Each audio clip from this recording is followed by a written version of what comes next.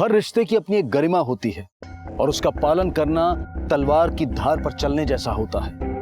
जहां कभी हल्की सी भी चूक हुई वहीं रिश्ते लहूलुहान हो जाते हैं, और जब रिश्तों पर नुकसान और फायदे का गणित हावी होने लगता है तब समझ लेना चाहिए कि तबाही दस्तक देने ही वाली है।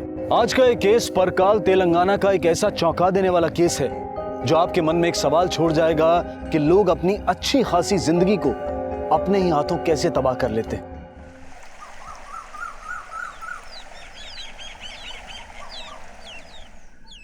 भैया मालिक जी, मेरे को पता था कि आप मेरी वफादारी के लिए मेरे को 1 लाख रुपया जरूर देगा। ये तेरा गलत फहमी है। ज्यादा खुश मत हो, ये पूरा पैसा मैं तेरे को देने के लिए नहीं निकाला। तेरे को जितना बोला ना उतना ही पैसा दूंगा। बाकी का 50,000 रुपया खेत में जो दूसरे मजदूर काम कर रहे हैं उनके लिए है? अरे ये 50,000 रुपया भी तेरे को तब मिलेगा जब तू खेत का काम पूरा कर देगा। शाम तक खेत में बहुत काम है?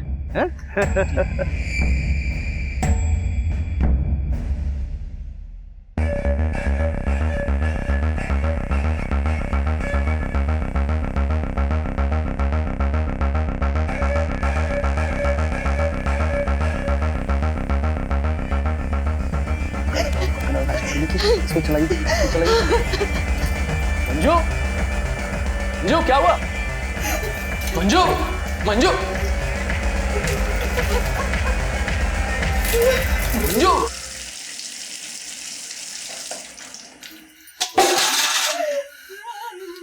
मंजू, मंजू क्या हुआ? मंजू कहाँ गई थी?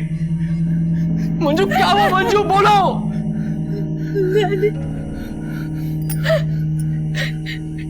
डैडी को किसी ने मार दिया था। मार दिया? ठीक है, किसी ने मार। किसने? कहाँ? खेतों में। दिलीप जल्दी आओ प्लीज। चलो चलो चलो। ये यहाँ पे डैडी, कहाँ देखा था? मैंने डैडी को यहीं देखा था। तो यहाँ तो कोई लाश नहीं है। हाँ पर मैंने ये देखो दिलीप, ये देखो खून। मैंने डैडी को यहीं देखा था। एक बात बताओ, डैडी को कहीं तुमने ही तो नहीं मारा?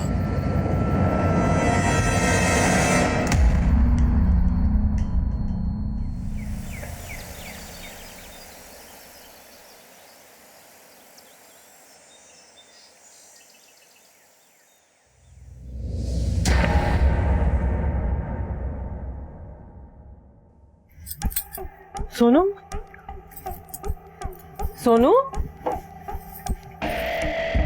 चलो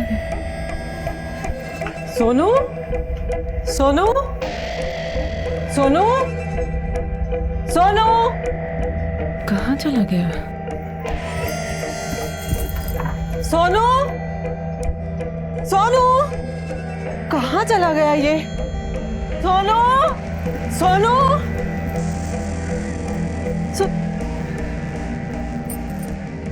सुनिए, आपने मेरे सोनू को देखा? इतना सा है। कहाँ? एक मिनट, आपने सोनू को देखा भाई? सोनू जाने का, दादी के साथ जाने का। हाँ, सोनू बच्चे मेरे सोनू जाने का ना। अरे रुको सोनू, सोनू, सोनू कहाँ चला गया था तू? कब से ढूंढ रही हूँ तुझे। ऐसे नहीं जाते बिना बताए। हाँ, मम्मी कितना परेशान हो गई थी। चलो चलो घर चलते हैं। हाँ, कहाँ ले जा रहे बच्चे को? ये बच्चा मेरा है। ये सोनू है मेरा। ये सोनू नहीं है, गोपाल है, गोपाल। पागल कहीं का। छोड़। अरे नहीं सोनू नहीं, सोनू तो नहीं है ये। सोनू कहाँ गया? सोनू,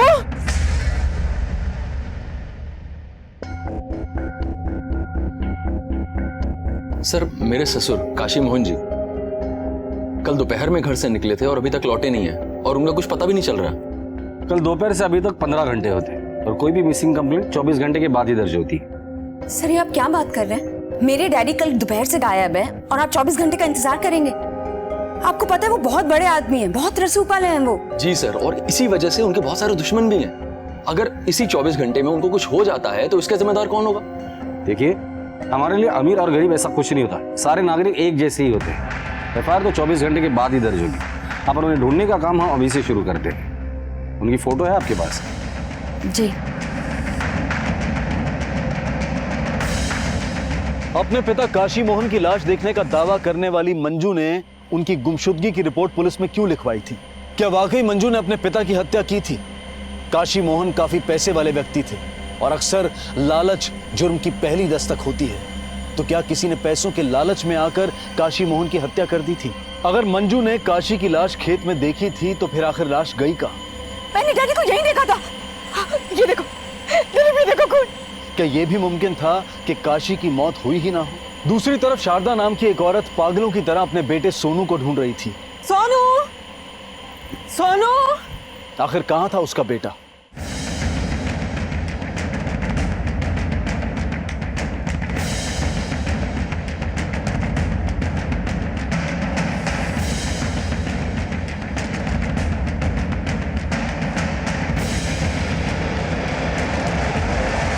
भाग्यलक्ष्मी जी,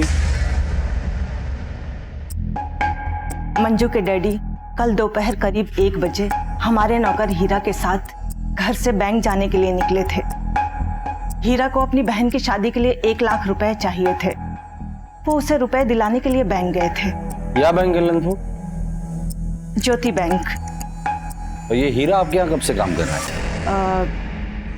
हीरा हमारे यहाँ 15 सालों से काम कर रहा है, लेकिन ये हिसाब किताब के पक्के हैं। हीरा के 50,000 बनते हैं, लेकिन वो 1 लाख की मांग कर रहा था। कल रात से उनका फोन लगा रहे हैं, लेकिन फोन नहीं लग रहा है। फिर सुबह मंजू ने जाकर रिपोर्ट लिखवाई। ये हीरा कहाँ रहता है पता है आपको? जी। उसकी कोई फोटो होगी? हाँ। Rao. Yes sir.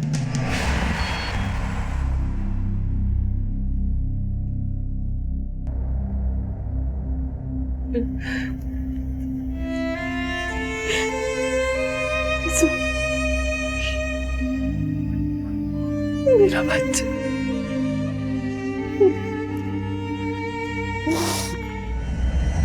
Sir, Kashi Mohan ji करीब 2 बजे यहाँ पे आए थे और उन्होंने कुछ 1 लाख रुपए विड्रॉ किए थे और साथ में उनका नौकर हीरा भी था। ये पूरा पैसा मैं तेरे को देने के लिए नहीं निकाला। तेरे को जितना बोला ना उतना ही पैसा दूंगा। बाकी का 50,000 रुपया खेत में जो दूसरे मजदूर काम कर रहे हैं उनके लिए। ये 50,000 रुपया भी तेरे को तब मिलेगा जब तू खेत का काम पूरा कर दे शाम तक। सर, मैं काशी मोहन जी को बहुत अच्छी तरह से जानता हूँ।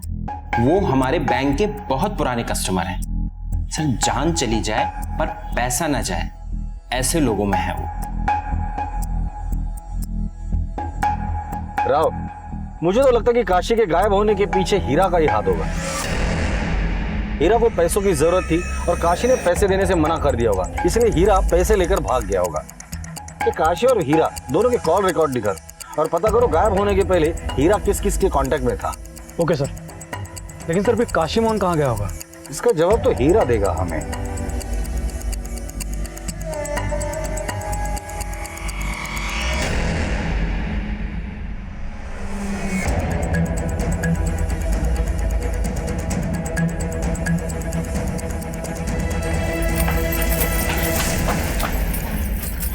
ये सामान पैक करके कहाँ जाने की तैयारी हो रही है? कहीं नहीं। तुम्हारे पति हीरा को बुलाओ, जाओ। सर, वो तो काशी जी के यहाँ से लौटे ही नहीं है। हम तो इसकी शादी की तैयारी के लिए अपने मायके जा रहे हैं। कल से तुम्हारा पति घर नहीं लौटा है और तुमने जानने की कोशिश भी नहीं की वो है कहाँ? वो तो अक्सर वहाँ रुक जाते हैं, हम सब उन्हीं का इंतजार कर रहे थे। हाँ, लेकिन कल रात से उनका फोन बंद आ रहा है। ये कौन है? ये मेरी ननद है। इसी की शादी की तैयारी के लिए हम अपने मायके जा रहे हैं।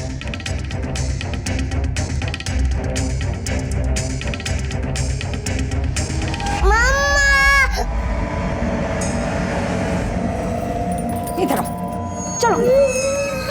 रुको, पहले ये बताओ कि तुम कल रात में खेत में क्या करने गई थी?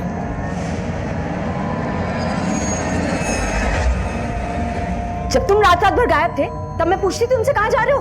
दिलीप, अगर मैंने मुंह खोला ना तुम्हारा तमाशा बन जाएगा।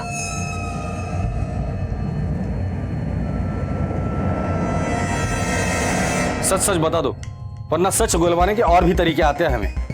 बहन की शादी के लिए भाई ने अपने मालिक को गायब किया और अब तुम लोग उसे छुपाने की कोशिश कर रहे हो। सर मैं सच बोल रही हूँ, हमें कुछ नहीं पता, हम आपसे क्यों छुपाएंगे। सर मेरा भाई ऐसा नहीं कर सकता, वो बहुत ईमानदार है। उसका मालिक उसे चाहे जितना पीटे, जितनी गालियां दे, लेकिन वो कभी उफ तक नहीं करता। तुम्हारा भाई ईमानदार होगा, लेकिन पैसा अच्छों का ईमान डगमगा देता है। 1 लाख रुपए की जरूरत थी, लेकिन काशी ने 50,000 देने का फैसला किया था। हो सकता है उसी के लिए हीरा ने काशी जी को गायब किया हो। उन दोनों के बीच क्या चल रहा था ये तो हमें नहीं पता, लेकिन इतना जरूर पता है कि इसकी शादी के लिए हमें 1 लाख रुपए की बहुत जरूरत थी। और इसकी कीमत तुम लोगों ने काशी को गायब करके लिया? नहीं सर, हमें इसके बारे में कुछ भी नहीं पता।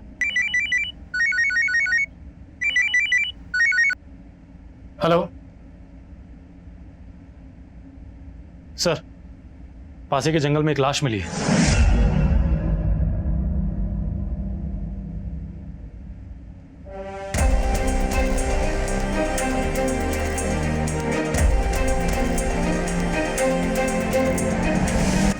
सर आइए सर, मैंने आपको फोन किया था।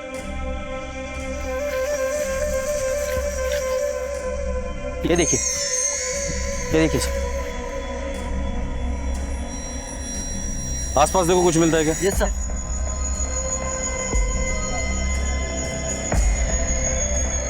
तो हीरा है। सर इसकी बॉडी पर चोट का कोई भी निशान नहीं है। गला घोट के मारा होगा इसे। और सर इसके पास से कोई सामान भी नहीं मिला है और ना ही पैसे। कहीं से काशी ने तो नहीं मारा। बॉडी को पोस्टमार्टम के लिए भेज दो। राव, काशी नागू कवाली। काशी की फोटो हर पुलिस स्टेशन में हर जगह पे सर्कुलेट कर दो। Okay sir. अगर हीरा मर चुका है तो काशी कहाँ है? हमें जो इन्फॉर्मेशन मिली थी उसके मुताबिक आखिरी बार दोनों साथ में ही थे। पुलिस को अब तक यह शक था कि काशी मोहन की गुमशुदगी के पीछे उसके नौकर हीरा का हाथ हो सकता था, लेकिन हीरा की मिली लाश ने इस केस की दिशा ही बदल दी और अब पुलिस को यह शक था कि शायद हीरा की मौत के पीछे काशी मोहन का हाथ है। क्या हीरा को वाकई काशी ने मारा था? और अगर हाँ तो क्यों? क्या इस हत्या के पीछे की वजह वो 1 लाख रुपए थे जो उस रोज काशी ने बैंक से निकाले थे? जी मेरे को पता था कि आप मेरी वफादारी के लिए मेरे को 1 लाख रुपया जरूर देगा। ये पूरा पैसा मैं तेरे को देने के लिए नहीं निकाला। तेरे को जितना बोला ना उतना ही पैसा दूंगा। आखिर मालिक और वफादार नौकर के रिश्तों में ये जुर्म की आग कैसे लगी? इस केस में पुलिस के सामने कई और चुनौतियां आने वाली थी, जिसके बाद ये केस उनके लिए और मुश्किल होने वाला था। अब तक तो हम ये सोच के चल रहे थे कि काशी के गायब होने के पीछे हीरा का हाथ है, पर यहाँ तो मामला उल्टा हो गया। सर हम हीरा और काशी की तलाश में निकले थे और मिली हमें हीरा की लाश, और काशी अब भी गायब है। सर कहीं ऐसा तो नहीं काशी और हीरा के बीच में पैसों को लेकर बहस हुई हो और इसी बहस में काशी के हाथों हीरा की हत्या हो गई हो और उसे ठिकाने लगाकर काशी गायब हो गया हो? काशी के जितने भी रिश्तेदार और दोस्त हैं सबसे पूछताछ करो, कोई ना कोई इन्फॉर्मेशन तो जरूर हाथ लगेगी। Yes sir. सर ये रही काशी और हीरा की कॉल रिकॉर्ड्स और हीरा की postmortem report sir. Postmortem report के हिसाब से हीरा की मौत गले की हड्डी टूटने से हुई है। और सर कॉल रिकॉर्ड्स के हिसाब से काशी और हीरा के मोबाइल की लास्ट लोकेशन काशी के खेत की है।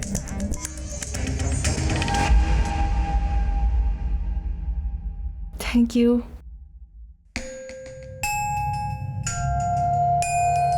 अरे ये देखो मैं चॉकलेट ले आई।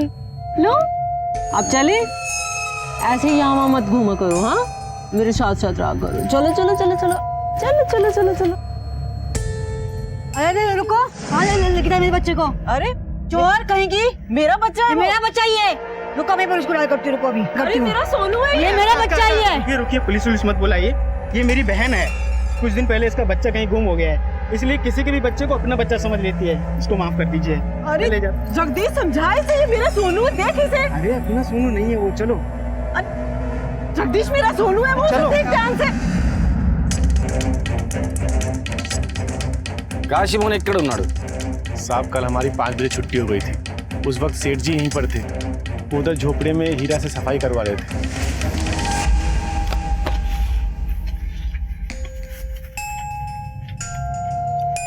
कर रहा आज का काम तुम लोग का खत्म हो गया है? अब कल आना। और पगार कल देगा तुम लोग का सबका। जाओ। कल मालिक, काम करते करते शाम होने वाला है।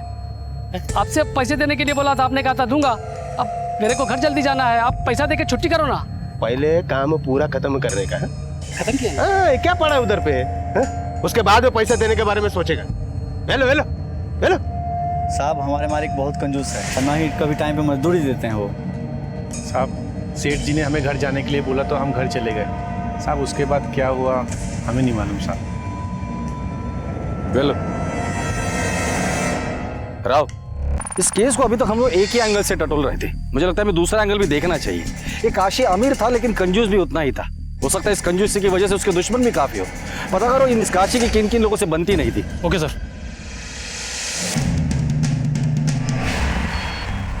सर वो एक नंबर का बेईमान आदमी है। उससे मेरा और मेरे बेटे मंगल का कोई लेना देना नहीं है। हमारे लिए मर चुका है। काशी तो आपका सगा भाई है ना, फिर भी इतनी नफरत, कोई खास वजह? सर वो एक नंबर का कंजूस और लालची आदमी है। काशी ने धोखे से जमीन अपने नाम करा ली थी। मैं अपना हक पाना चाहता था। अपना हक पाने के लिए मैंने झगड़ा किया, मारपीट भी की, यहाँ तक कि 15 साल तक उससे केस भी लड़ता रहा। पर आखिर में हमारी जमीन नहीं मिली, उसने हड़प ली। उस दिन से हमारे लिए मर गया वो। काशी को हीरा से कोई परेशानी थी? हीरा तो उसका नौकर था साहब, उससे क्या परेशानी होगी। पर हाँ, काशी को अपनी बेटी मंजू से जरूर परेशानी थी। मंजू उसकी बेटी? कैसी परेशानी? उसका कारण भी वो खुद ही था। उसके लाड़ प्यार की वजह से मंजू गुस्सेल और जिद्दी हो गई थी। यहाँ तक कि उसने वो निठल्ले लड़के दिलीप से शादी भी कर ली, लव मैरिज। बाद में पता चला कि घर चलाने के लिए वो काशी से पैसा लेती है।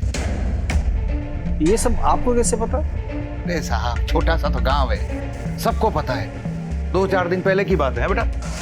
एक तो ये निकम्मे के साथ में शादी करके तुमने हमारा नाक कटवा दिया, ऊपर से तुम्हारे घर का खर्चा भी मैं उठा रहा हूं। मेरे को आंख भी दिखा रहा है। इसको बोलो खुद कमाओ और घर का खर्चा उठाओ। मेरे घर में पैसे का पेड़ नहीं लगा है, जितना देने का था दे दिया इसको। सवाल के बात करो डैडी जी, बता दे रहा हूँ। मेरे को बोलेगा क्या करेगा? डैडी ये सब आपके खेत खलियान, ये सारा पैसा ये किसके लिए? मेरे लिए ना। आपके जाने के बाद तो ये सब मेरा ही है, तो फिर अभी आपको पैसे देने में क्या तकलीफ है?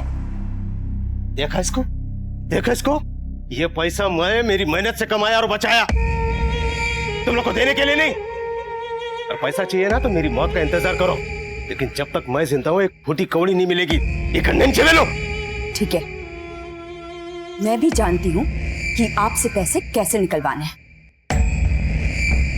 चलो। हेलो सर, वो लड़की मंजू बहुत ही खराब है। मैंने तो यहां तक सुना है कि दिलीप से उसका मन भर चुका है, इसीलिए वो वामन से चक्कर चला रही है। वामन? ये वामन कौन? हमारे दोस्त का बेटा है। वो लोग भी बहुत पैसे वाले हैं। दिलीप से शादी से पहले वामन से उसका रिश्ता तय हुआ था। जब वामन को इस बात का पता चला तो बहुत तमाशा हुआ था। क्या आपने कभी मंजू और वामन को एक साथ देखा है? जी सर, एक रात मैंने मंजू को वामन के घर से बाहर आते भी देखा था। मंजू, अरे सुन तो। राव, इस केस में हमें पहले यह कड़ी मिलती है कि पैसों को लेकर हीरा और काशी के बीच झगड़ा हुआ, तो हमें यह लगा था कि इन्हीं पैसों के लालच में हीरा ने काशी को गायब किया होगा, लेकिन उसके बाद हमें हीरा की लाश मिलती। तो ऐसे भी तो हो सकता है कि इन्हीं पैसों के लालच में काशी की बेटी मंजू ने अपने बाप को गायब किया हो, क्योंकि उसने दिलीप जैसे निकम्मे आदमी से शादी की थी। Right sir. और काशी ने भी कहा था कि वो अपने जीते जी अपने पैसों में से मंजू को कुछ भी नहीं देगा। पैसा चाहिए ना तो मेरी मौत का इंतजार करो, लेकिन जब तक मैं जिंदा हूं ना एक पैसा तुम लोग को नहीं दूंगा।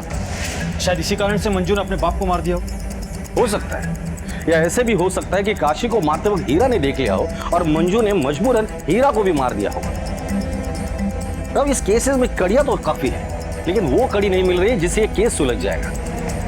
मंजू और वामन ये दोनों जितने खड़े हैं ना उतने ही गड़े हैं। अक्का कितनी बार बोला कि अपना सोनू नहीं है और दूसरे के बच्चों को चॉकलेट मत दिया कर, अब यही तो बंद रहेगी। अन्ना सोनू था, अन्ना सोनू था, अन्ना मेरा सोनू था, वो देखा नहीं आपने?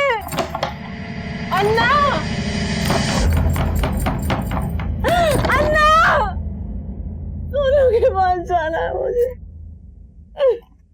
जिस दिन हीरा और काशी गायब होते तुम दोनों कहाँ थे? सर मैं तो अपने घर पर ही था, पूरा दिन अपने बच्चे के साथ खेल रहा था। और तुम? सर मैं मार्केट गई थी सामान लेने और फिर घर पर ही थी। झूठ बोल रही हो तुम। उस रात तुम्हें वामन के घर से निकलते हुए देखा गया है। क्या कर रही थी वहां पर तुम? सर मुझे वामन ने अपने घर बुलाया था। मंजू? पर तब मुझे उसकी नीयत का अंदाजा नहीं था सर। उसने मेरे साथ जबरदस्ती करने की कोशिश की। वो चाहता था कि मैं दिलीप को छोड़कर उससे अपना लूं। पर मैं उसे बिल्कुल पसंद नहीं करती हूँ सर। पहले नहीं पसंद करती थी, पर जब से तुम्हारे बाप ने तुम्हें पैसे देने से इनकार कर दिया है, शायद तुम्हें तुम्हारा ये पुराना आशिक पसंद आने लगा है। कहीं ऐसा तो नहीं कि काशी को मारते वक्त हीरा ने देख लिया और इसीलिए तुमने और वामन ने मिलकर हीरा को भी मार दिया हो? सर ये आप क्या बात कर रहे हैं? आप ये ऐसे इल्जाम कैसे लगा सकते हैं मुझ पे? कुछ सबूत है आप लोगों के पास? सबूत नहीं है, इसलिए तो सिर्फ इल्जाम लगा रहा हूँ। मंजू जी, जिस दिन सबूत मिल जाएंगे ना, सलाखों के पीछे होगी तुम। मंजू ने दिलीप से कहा था कि उसने काशी की लाश देखी थी, लेकिन पुलिस में गुमशुदगी की रिपोर्ट लिखवाई। पुलिस को हीरा की लाश मिली। मंजू ने अपने पिता की मौत की बात पुलिस से क्यों छिपाई और मंजू ने इस बात को राज क्यों रखा? वो लड़की पागल हो गई सर। मैं क्यों उससे अपने घर बुलाने लगा? वो खुद मेरे घर आई थी और वो कोई हूर परी तो है नहीं कि मैं उसके साथ जबरदस्ती करूंगा। अब वो बात अलग है कि दिलीप से पहले उसकी शादी मुझसे तय हुई थी, लेकिन सर उसने शादी तोड़कर हमारी बेइज्जती की है। कैसी दोस्ती निभाई तूने काशी? पूरे गांव के सामने मेरी इज्जत का जनाजा निकाल दिया। अरे जब तेरी बेटी किसी और से प्यार करती थी तो हमसे रिश्ता जोड़ा ही क्यों? और अब रिश्ता तोड़कर हमारा मजाक उड़ा रहे हो? रामा गारू ऐसा नहीं है। इसमें डैडी की कोई गलती नहीं है। ये मेरा फैसला है कि मुझे शादी किससे करनी है। आप लोग निकलिए यहाँ से। जबान को संभाल के बात कर, समझी ना? गांव में खुद की इज्जत है नहीं, हमें तमीज सिखा रही है। आज दिखा रही है वो टके की औरत। मंजू नूर भाई, मालिक, मैं कितनी बार बोला आपको कि वमन अपनी लड़की के लिए अच्छा लड़का नहीं है। तेरा काम खत्म हो गया? नहीं और बेइज्जती का बदला लेने के लिए तुमने हीरा और काशी को मार डाला। सर जी तो कर रहा था कि मैं उसे मार दूं, लेकिन अपने पिताजी की वजह से खून की घूंट पीकर रह गया मैं। ठीक है, इन्फॉर्म किए बगैर शहर छोड़ के मत जाना। सर काशी से दुश्मनी का कारण तो सबके पास था। इतना बेअसर आदमी अब तक गायब है, उसके छुपे रहने की कोई वजह नहीं है। और अब तो ऐसा लगता है कि काशी का भी काम तमाम हो गया होगा। और अगर ऐसा है तो आखिर मुजरिम है कौन? और काशी इस वक्त कहाँ है? और हीरा किसने मारा होगा? मुझे लगता है इन सब के पीछे मंजू और वामन का हाथ है। इन दोनों के कॉल रिकॉर्ड्स निकालो, पता करो ये किस किस के कांटेक्ट में थे। इससे इन दोनों के आपसी संबंध भी सामने आ जाएंगे। Yes sir. हेलो, ठीक है सर। मंजू के पति दिलीप का ही मर्डर हो गया। चलिए पीछे हटिए। सर बॉडी को देखकर ऐसा लगता है कि इसके शरीर पर किसी धारदार हथियार से 3 से 4 वार किए गए हैं। बॉडी को पोस्टमार्टम के लिए भेज दो और आसपास देखो कुछ मिलता है क्या। शायद मर्डर वेपन यही हो। Okay sir.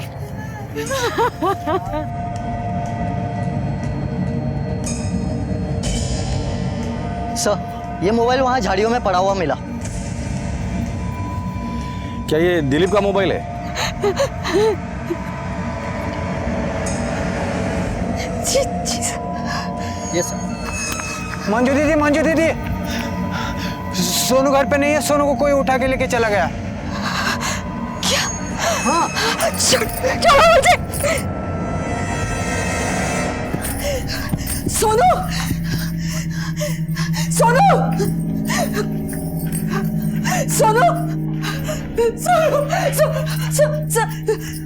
मेरा बच्चा सोनू, वो कहीं मिल नहीं रहा सर।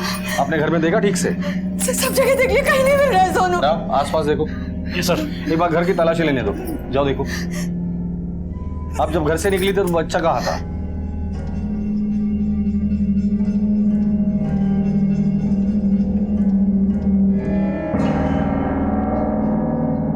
खून? सर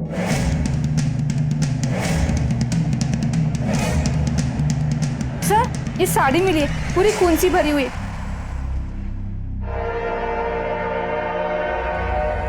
ये साड़ी आपकी है? मेरी साड़ी है। तो ये खून किसका है? मेरा खून है सर। वो 4-5 दिन पहले पाँव में चोट लग गई थी तो बहुत खून बहा था। सारी फॉरेंसिक में भेज दो और इनका ब्लड सैंपल ले लो। Okay sir.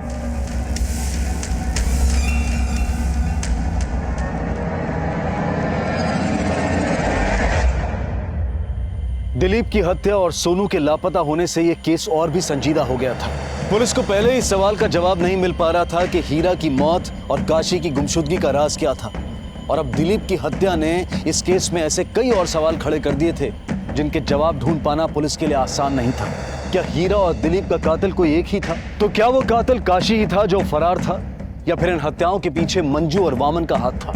पुलिस को अब भी इन सारे सवालों के जवाब ढूंढने थे, और तभी अचानक कुछ ऐसा हुआ जिसके बाद उनके हाथ एक अहम लीड लगी। दिलीप उस तरह जंगल में क्यों गया था? दिलीप और मेरा झगड़ा हुआ था। झगड़ा? किस बात पर? पुलिस स्टेशन में मैंने वामन के बारे में बताया था तो दिलीप के मन में शक भर गया था, और उसी के चलते हम दोनों के बीच में बहुत बुरा झगड़ा हुआ और दिलीप गुस्से में घर से बाहर निकल गए। देर रात तक जब दिलीप घर नहीं लौटे तो मैंने उन्हें फोन किया, उनका फोन बंद आया। सुबह जब मैं उन्हें ढूंढने के लिए निकली तो पता चला कि खेत में उनकी लाश पड़ी है। आप प्लीज मेरे बेटे सोनू को ढूंढिए। मुझे लगता है इन हत्याओं के पीछे हो ना हो मंजू और वामन का ही हाथ है, क्योंकि मंजू का अपने बाप के साथ पैसों को लेकर झगड़ा हो जाता है, और फिर मंजू का वामन के घर पे पाया जाना, इस बात को लेकर दिलीप के साथ उसका झगड़ा हो जाता है, और उसी रात दिलीप का भी मर्डर होता है और सोनू भी गायब हो जाता है। इस मंजू और वामन ने धीरे धीरे अपने रास्ते के सारे कांटे साफ कर दिए। इस वामन से दोबारा बात करनी होगी। ये चोटें कैसे आई? सर ये सब उस दिलीप का किया हुआ है। दिलीप? उसने क्यों किया ये सब? सर जिस रात को उसका खून हुआ था मेरे घर पे आया था सर वो। तुझे मैं छोड़ूंगा नहीं। मैं तुझे नहीं छोड़ूंगा। तू कैसे आज के बाद अगर मेरे बेटे के आसपास भी आए ना तो तेरे सर धड़ से अलग कर दूंगा, समझा क्या? चल निकल यहाँ से। चल चल चल निकल। चुप रहे। निकल, तोड़ दूंगा तेरे को आज। देख लूंगा मैं साले। यहाँ से। इसलिए तुमने उसे मार डाला? साहब हमने कुछ नहीं किया है, आप अपना समय बर्बाद कर रहे हैं। आप जाइए और असली कातिल को ढूंढिए। हमारे समय की चिंता आप मत कीजिए, और असली कातिल कौन है हम जल्दी पकड़ लेंगे। राव, इस बाप बेटे के पीछे 24 घंटे कांस्टेबल लगा दो। Okay sir. लेकिन सर काशी और सोनू का अब तक कुछ पता नहीं चला है। क्या पता वो दोनों जिंदा भी हैं या उन दोनों को भी मार दिया गया है। सर दिलीप के लाश के पास जो मोबाइल मिला था उसके कवर के पीछे एक और सिम कार्ड बरामद हुआ है सर। कल जब मैंने इसकी रिकॉर्ड पता किया तो पता चला कि इस नंबर से सिर्फ एक ही नंबर पे कॉल करता था दिलीप, और लास्ट कॉल कल 5 बजे किया गया है इस पे। राव, ये सिम कार्ड मोबाइल में डाल के चेक करो किसका नंबर है। Yes sir.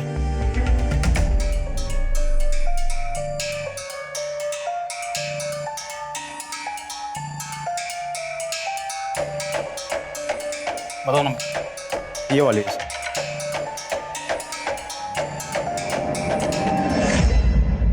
अरे दिलीप कहाँ है आप? कल से कोई फोन ही नहीं किया, कब से इंतजार कर रही हूँ। आप भी देर मत करो, जल्दी से आ जाओ। हेलो? इसका मतलब इस दिलीप की जिंदगी में कोई और भी औरत है। पता करो ये किसका नंबर है और एड्रेस निकालो। Yes sir.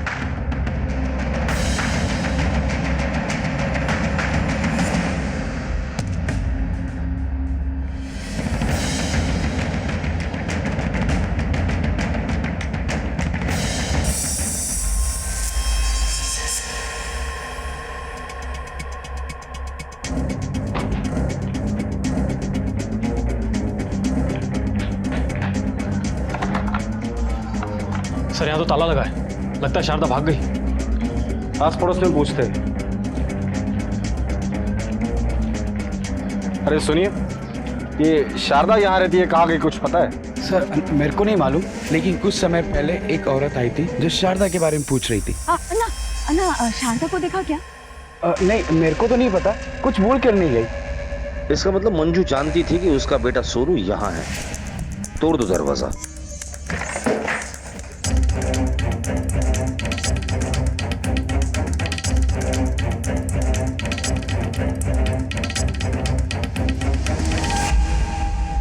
ये तो सोनू है, सोनू की फोटो यहाँ। तलाशी लो घर की, हो सकता है कि सोनू यहीं कहीं हो। Okay sir. सर कहीं ये शारदा सोनू की तो मां नहीं है। अगर शारदा सोनू की मां है तो मंजू ये क्यों बोल रही कि सोनू उसका बेटा है? अच्छा बता सकते हो किसका बच्चा है? सर ये तो सोनू है, शारदा का बेटा। क्या शारदा का बेटा ही है? हाँ। तो जब से दिलीप इसको लेकर गया है ना, शारदा पागलों की तरह इसको ढूंढ रही है। ये दिलीप और शारदा का क्या रिलेशन है? सर दोनों तो पति पत्नी है ना। पति पत्नी? ये शारदा कहाँ जा सकती, कुछ मालूम है? सर मंदिर के पास उसका भाई जगदीश अन्ना का घर है, शायद वही गई होगी। सर यही तो है जगदीश अन्ना।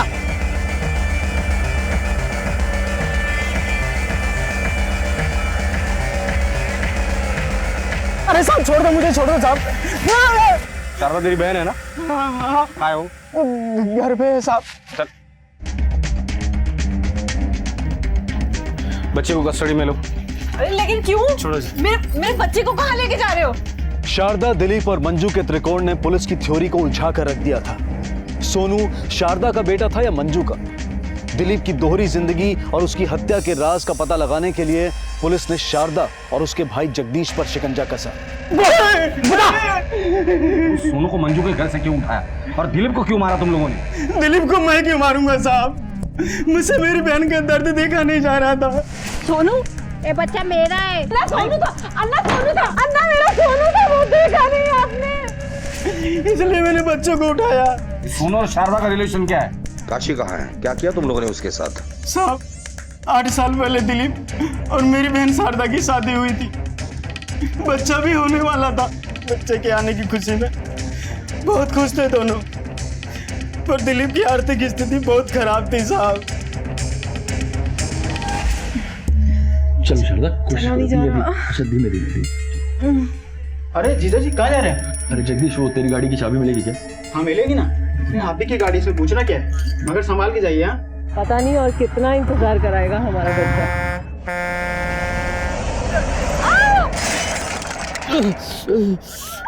शारदा, शारदा, शारदा तुम ठीक हो ना? उस एक्सीडेंट के बाद मेरी कोख उजड़ गई थी। मैं कभी मां नहीं बन सकती थी। और दिलीप खुद को गुनहगार मानते थे मेरी इस हालत का। डिप्रेशन का भी शिकार हो गई थी। अपना बच्चा जो खो दिया था मैंने। 2 साल ऐसे निकल गए। फिर अचानक एक दिन दिलीप। ये लो तुम्हारा सोनू। हाँ। दिलीप ने मेरी खुशी के लिए मंजू से शादी की थी। अपने बेटे सोनू को मेरी गोद में डाला था।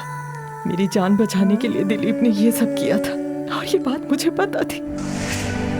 सर वो मेरा बेटा है, मेरा सोनू। पर दिलीप उसे दूसरी औरत की गोद में डालता रहा। उसने मेरे साथ बहुत बुरा किया था सर।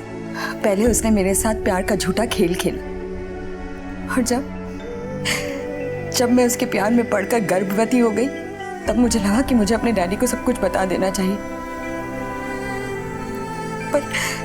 पर डैडी ने दिलीप को अपनाने से साफ मना कर दिया।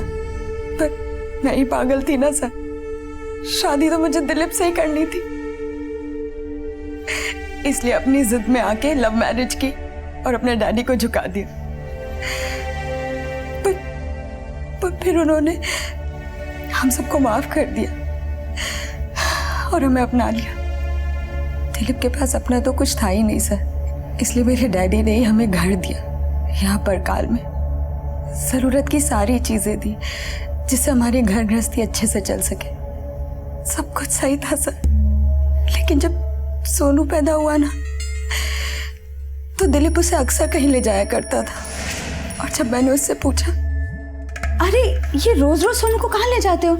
अरे मंजू, वो बात क्या ना कि मेरे एक दोस्त का ना एक्सीडेंट हो गया था कुछ दिन पहले, और उसकी बीवी प्रेग्नेंट थी, तो उसका मिसकैरेज हो गया और वो बेचारी सदमे में ना डिप्रेशन में चली गई।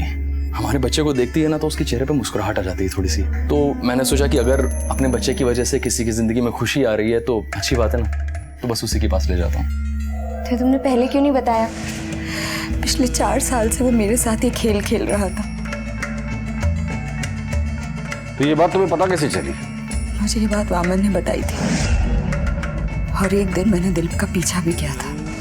मुझे पहले ही शक होने लगा था कि सोनू मुझे नहीं किसी और को अम्मा याद करके रोता था। ये लड़की मेरी बहन के घर में क्या देख रही है तू? देख देख तेरी बहन अंदर क्या गुल खिला रही है, देख। तो क्या हुआ, पति पत्नी है वो। ये है तुम्हारी सच्चाई?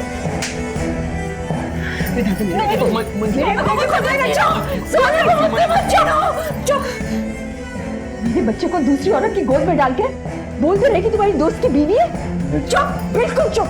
तुमने बहुत बुरा गेम खेला है मेरे साथ दिलीप। शादीशुदा होते हुए भी तुमने मुझसे शादी की। सब मैं घर आकर बहुत रोई। कई बार मन में आया कि डैडी और अम्मा को सब कुछ जाके सच सच बता दूं, पर किस मुंह से बताती, जिसकी वजह से मैंने उन दोनों को छोड़ दिया। वही मुझे इतने सालों से धोखा दे रहा था। हिम्मत नहीं हुई सर, इसीलिए मैं और दिलीप एक समझौता के तहत घर में रहने लगे कि जब तक दिलीप शारदा को तलाक नहीं दे देता वो मेरे करीब नहीं आ सकता। वामन से तुम्हारा क्या चक्कर है? वामन को मेरी दुखती रग का पता चल गया था सर कि दिलीप से मेरी दूसरी शादी है जो गैर कानूनी है, और वो इसका फायदा उठा के मुझे कभी भी कहीं भी रोक लेता था। उस रात उसने मुझे घर बुलाया था और मेरे साथ जबरदस्ती करने लगा, और मैं जैसे तैसे अपनी इज्जत बचा के वहां से भाग निकली। हो सकता है तुम्हारी बात सच हो, पर इस सच्चाई को कैसे झुटलाओगी? राव, फॉरेंसिक रिपोर्ट से पता लग गया है कि वो साड़ी पे लगा हुआ खून तुम्हारा नहीं है। अब सच सच बताओ वो खून है किसका?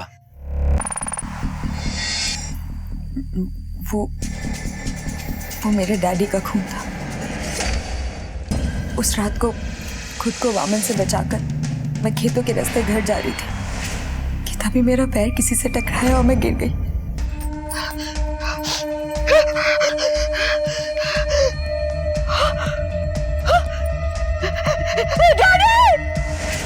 सर, जब मैंने ये बात दिलीप को बताई तो वो डैडी को देखने के लिए मेरे साथ खेत गया, पर वहां डैडी की लाश थी ही नहीं। जब तुम्हें पता था कि तुम्हारे डैडी का मर्डर हुआ है तो ये बात तुमने हमें क्यों नहीं बताई? कहीं तुमने तो तुम्हारे डैडी को नहीं मारा और चुप रही अब तक। सब मैं बहुत डर गई थी, और फिर दिलीप ने भी कहा कि जिसने डैडी को मारा है कहीं वो हमारे परिवार को भी ना मार दे। तो अब ये डर चला गया? सर, जब दिलीप ही नहीं रहा, डैडी नहीं रहे, कुछ भी नहीं रह सकता, फिर डर किस बात का? ये केस तो उलझता ही जा रहा है। पहले हमें हीरा पर शक था, वो मारा गया, फिर दिलीप पे शक था, उसकी भी लाश मिली। आखिर काशी की लाश है कहाँ? एक ही परिवार के 2 लोगों को मार डाला गया और उनके नौकर को भी मार डाला गया। जिसने भी ये किया है वो इस परिवार का करीबी होगा। लेकिन सर हमारे पास इस बात का कोई प्रूफ ही नहीं है।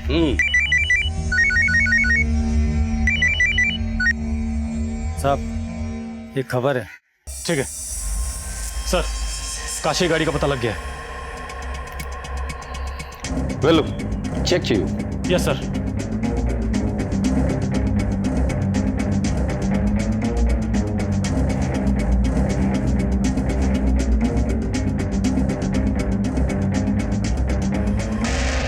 यहाँ पर जिसने गाड़ी खड़ी करी थी उसको देखा था तुमने?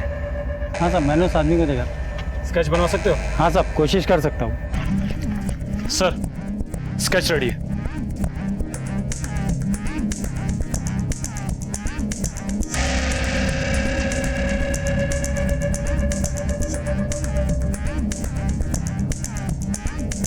कर लो।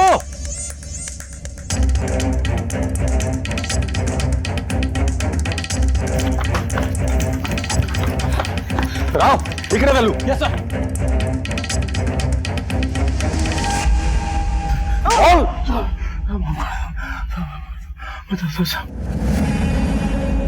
मैं 1 साल से सेठ जी को मारने की फिराक में था, पर मुझे मौका नहीं मिल पा रहा था। फिर ये तय हुआ कि ये काम दिलीप करेगा, पर दिलीप भी अपने काम को अंजाम नहीं दे पाया। हाँ हेलो कल्लू, यार ये मेरे बस की बात नहीं है। मैं उन्हें मारने गया था लेकिन हिम्मत नहीं जुटा पाया। इतना अच्छा मौका तूने अपने हाथ से गंवा दिया। कुछ नहीं कर पाएगा तू जिंदगी में, कुछ नहीं। जा घर जाकर सो जा। अब एक काम मुझे ही करना होगा। मालिक, सारा काम खत्म कर दिया, मैं घर जाऊं? ये ले पूरा 1 लाख रुपए। अब खुश हो गया? आप बहुत अच्छा आदमी। हाँ,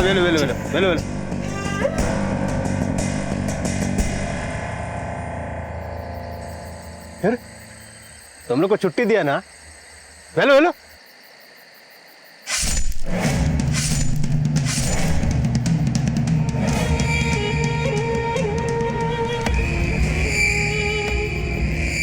ये कल्लू, ये तुम इधर कैसे? तू यहाँ पर कैसे? अरे मैं ही जल्दी जल्दी में मालिक को बहन की शादी का वो न्योता देना भूल गया। तुम भी आना। और वो मालिक किधर गया? मालिक गया ना, घर गया। घर गया? हाँ। मालिक का गाड़ी तो इधर खड़ा है, घर कैसे गया? वो चल के गया। अरे पैदल नहीं जाता मालिक। चल के गया, मैं बोला तो चल के गया। हटना। कुछ नहीं गया। ये क्या किया तूने?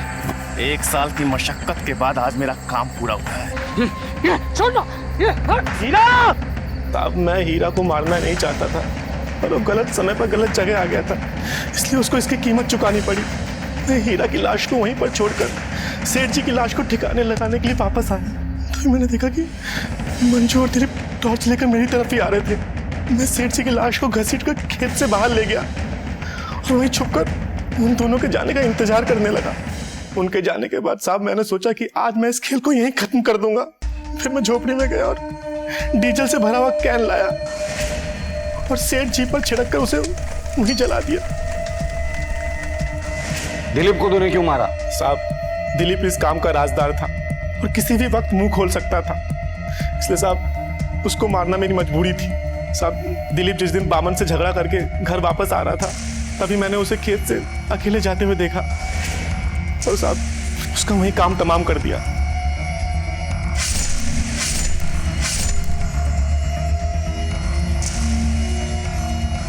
बाकी सब बताया तो ये भी बता दे, काशी को क्यों मारा था? उनसे क्या दुश्मनी थी तेरी? साहब सेठ जी से मेरी कोई दुश्मनी नहीं थी। मुझे 1 साल पहले यूपी से काशी के पूरे परिवार को मारने के लिए बुलाया गया था। किसने बुलाया था?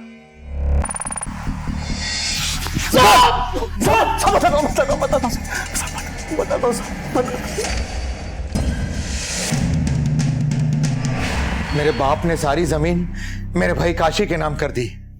क्यों? उन्होंने ऐसा क्यों किया था? उसका कारण भी मैं ही था। जुए और शराब ने मुझे बर्बाद कर दिया था। यहां तक कि मेरे बाप का काफी पैसा मैंने बर्बाद किया। इस कारण मेरे बाप ने मुझे जमीन जायदाद से बेदखल कर दिया और सारी जमीन मेरे भाई काशी के नाम कर दी। काशी तो क्या उसके पूरे परिवार को खत्म कर देना चाहता था। क्यों?